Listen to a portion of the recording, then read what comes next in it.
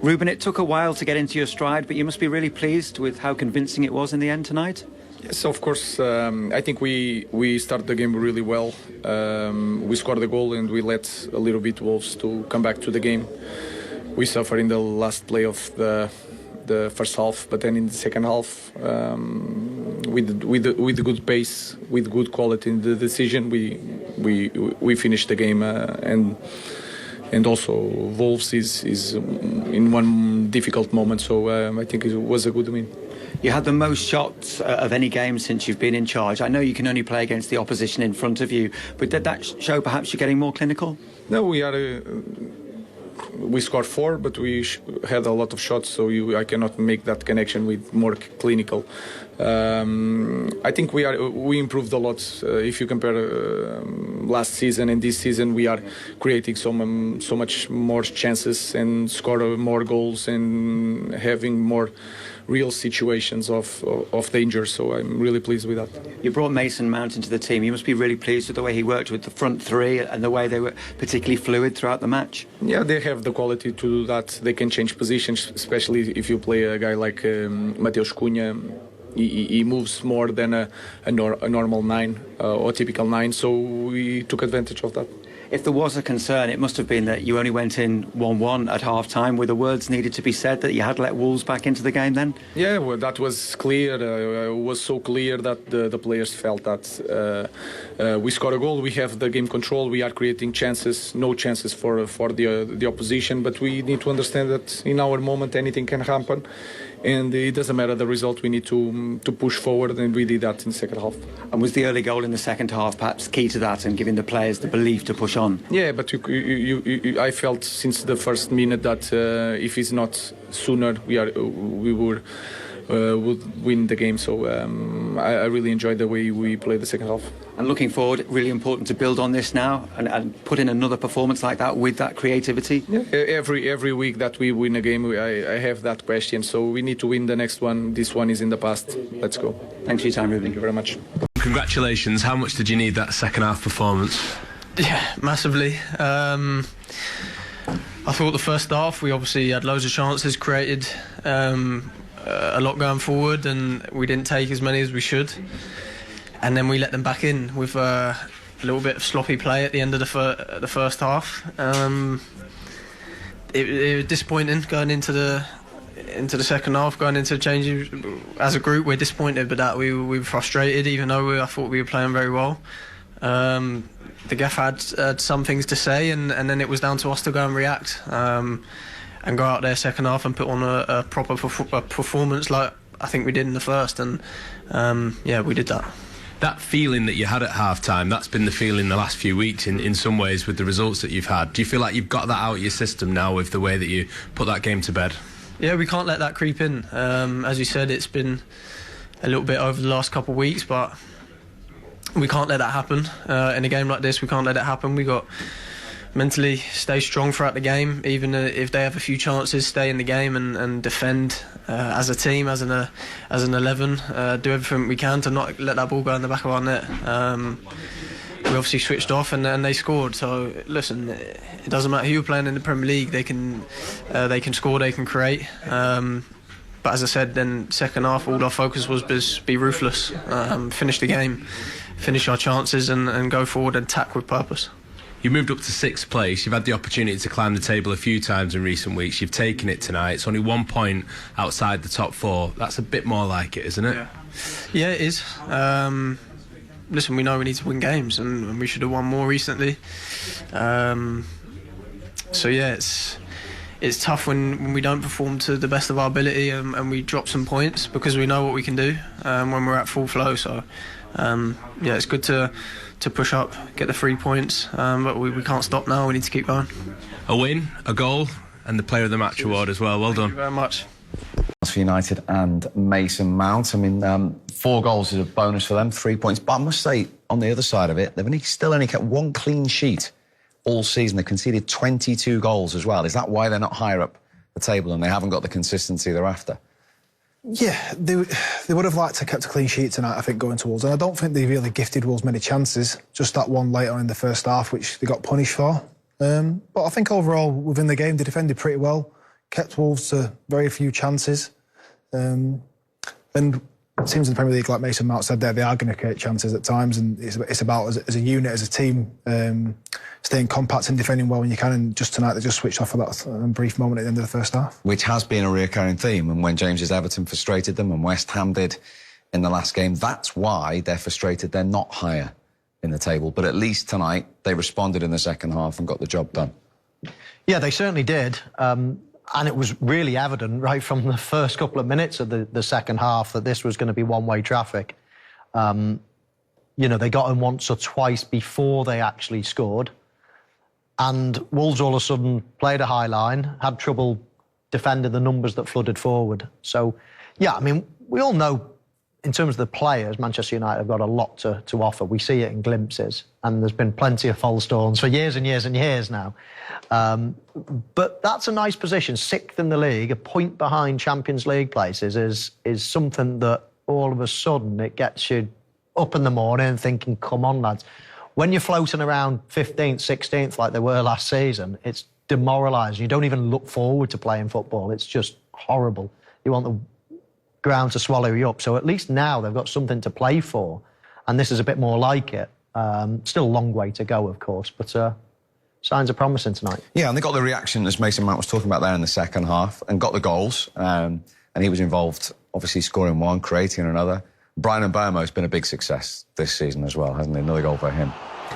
Yeah, and we, as Michael said, we saw the space that United were finding in behind the back three, or back five, as you would say. You could see here Dalot exploiting that space in behind in a square pass to Mbeumo. You just see Mosquera, who's the right centre half, he sort of reads the initial pass, but then he gets intercepted by, I think it's Krejci, sort of gets his feet sort of tangled up until he turns the wrong way and loses Dalot. And as you see just earlier in the clip, Agbadou tries to sort of step and to intercept the pass, and he just doesn't really get in the line of the ball, and then it just leaves the space wide open for United to expose and Mbeumo to tap it in. Yeah, I mean, it's a good goal from Manchester United's point of view. It's quick, it's decisive, unselfish at the end. But, you know, James makes a couple of really good points from a defensive point of view. I think he just lost his... Mosquera, when he spins around, he loses all his momentum, doesn't he? And then he can't really chase back. And he's unfortunate, really, because I think you made the point, when the ball was almost deflected, he's probably spinning around to think, we're back in possession, let's... You know, but all of a sudden it dropped to a Manchester United player and he lost all his momentum. Here it is, just there on the right-hand side of the screen. So he almost does a 360 spin, doesn't he? Yeah, he tracks Dalot initially, and as I said, there's a pass gets intercepted, he's almost trying to find the ball again, probably ends up turning off the wrong shoulder to try and find where the ball is, and before he knows it, Dalot's carried on making his run, and it's been slipped into by Cunha, and exposed the sort of back three. Keeper comes rushing out, and an easy tap in for Mbeumo. Mason Mount got the player of the match there. Important for him to be bright, get back in the team, stay injury-free, and he's scoring goals at the moment as well. I'm pleased for him. I mean, he's had a real tough time since he's been, like a lot of players at Manchester United have had, but, you know, he's had injury problems, he's had, you know, not been in favour, let's say, but he's really starting in the last, probably this season, actually, to get into the manager's thoughts for a starting berth, and he's been starting a fair bit. Again, from a defensive point of view here, James, where do you think Wolves can do better? If I reflect to the game that we played against him, I was constantly just watching where Bruno Fernandes was and just asking people to get close to him. If you just see early in that clip there, Bruno manages to get himself 5 yards. No one gets close enough to the ball, and a player of that quality is going to find the pass. It's a good run by Mason Mount into the box, just wasn't really very well tracked. You're probably expecting more from your right back to track the runner on the inside, and a good finish, and game's out of sight by then. Well, you say you keep a close eye on Bruno Fernandes. There's a reason for that.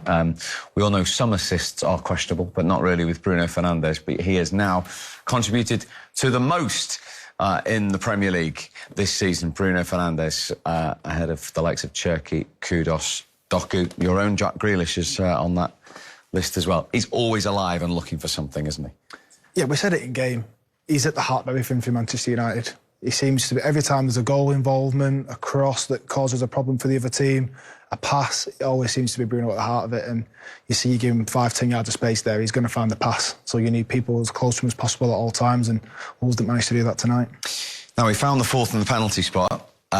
Before we see him converting it, there's There's a little bit of a discussion to have, shall we say, about the awarding of it, considering one wasn't given in the first half. But let's take this one in isolation first. Any issue?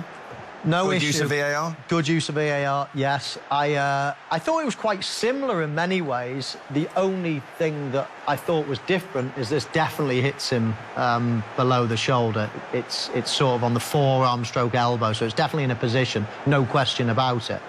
But I think it was similar in a way. Both, you know, sticking their arm out when the ball was heading towards goal. I mean, I thought they were both penalties.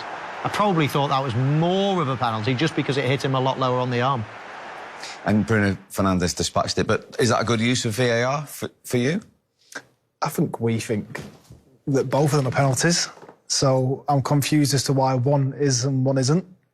But for me, that's a guaranteed penalty and easily dispatched by Bruno. OK, so let's have a look at the one that wasn't given in the first half against Agbadou. Michael's got this at 70%. Yeah. So what's the Mosquera You were one? 99. So I think they're very similar. The only difference is that hits him a little bit higher. Half an inch? Does it hit him on the badge? Listen, I think it's a penalty. Stop shaking your head at me. Yeah. I think it's a penalty, all right? But we all know the rules, Steve. We all know that it's got to be... I mean, that hits him low. That is definitely a penalty. I think the other one is a penalty, but I think that hits him so low and he sticks his arm out. That's, you know, that's undisputed. As I say, I think they're both a penalty. I'm just trying to understand from a VAR's point of view why they wouldn't give it. And I think one question mark could be, was it too high? I don't think it was, but I think that's possibly one question. But no, I thought they were both penalties. Yeah. Just watching that one back there, Bree, it looks like he maybe flinches at that one a little bit, whereas Agbadou's arm was maybe just a bit out. He actually looks like he throws his arm out a touch more just as the ball gets towards him. Maybe just like an instinctual reaction to that. But yeah, for me, both are penalties. Manchester United made the second half theirs. They're the only team that scored. They win 4-1. Thanks for coming back with us, Paul Burmeister, Lee Dixon, Robbie Mustoe. This match had our attention right after halftime, but the difference in quality, Robbie, showed up right after that. Yeah, it really did, and that's what we expected the whole game. There's still some wrinkles out there for Ruben Amorim to kind of smooth out a little bit. We saw a little bit that first half, but the second half is what we would expect. There's quality players at Manchester United. You think of Mbeumo and Mason Mount and Bruno Fernandes and Cunha, quality players.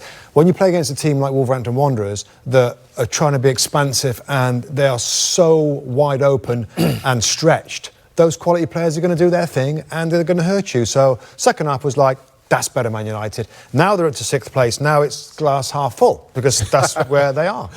Back to the question I asked a few hours ago, half full or half empty. Right now for Manchester United, feeling half full with that place in 6th. But the second half showing, Lee, it really just felt like it was a matter of time until I do feel a little bit sorry for the Wolves players because I think the effort is there. They're trying for their manager, but you can just see that they're just not quite good enough, both tactically, physically they're doing their bit. But if you're playing against quality players like Manchester United, like Robbie said, you just get picked off. And if you're not together, and we saw so many spaces on that pitch today, and that was the thing we said before the game, and they're going to have a go. Some of them had a go at the wrong time and left other players behind, left big gaps in the middle of the park. And if you've got Fernandes and the quality of Cunha, then they're going to pick you off. And they did that. And it 1-1 seemed like it was going to last for a little bit longer, but as soon as that quality was put to the front for United, it was just one-way traffic. It's been said a number of times today, and here and also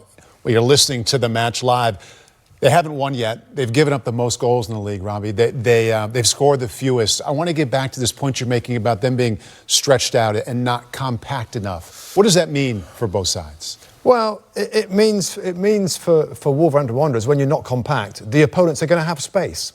And the better players are going to use that space. They're going to be rubbing their hands together. This is great. And Bruno gets free, Mason Mount. But these are the details of the game today, Paul. But the bigger picture for Wolverhampton Wanderers is that they're in this situation because the ownership of the club has sold off their best players for multiple seasons. You can't keep doing that and expect to be competitive. Now you're in a situation where, as Lee says, the quality isn't there and they're just trying to find a way to entertain the fans, give them some hope. Difficult job for Rob Edwards, Lee, with so many games left to try and keep the fans on side somehow. It is all over at Molineux, and Manchester United have run riot in the Midlands. Wolverhampton Wanderers 1, Manchester United 4. After that frustrating draw against West Ham midweek, Ruben Amorim needed a response, and tonight he got one in emphatic style. Wolves actually started the brighter of the two sides, but they were undone by a moment of misfortune in the 26th minute. A poor clearance fell straight to Bruno Fernandes, and the captain didn't need a second invitation to fire United ahead. Wolves found a lifeline right on the stroke of half-time when Jean-Ric Bellegarde levelled proceedings, giving the home crowd hope. But the second half, it was absolute one-way traffic. United came flying out of the blocks.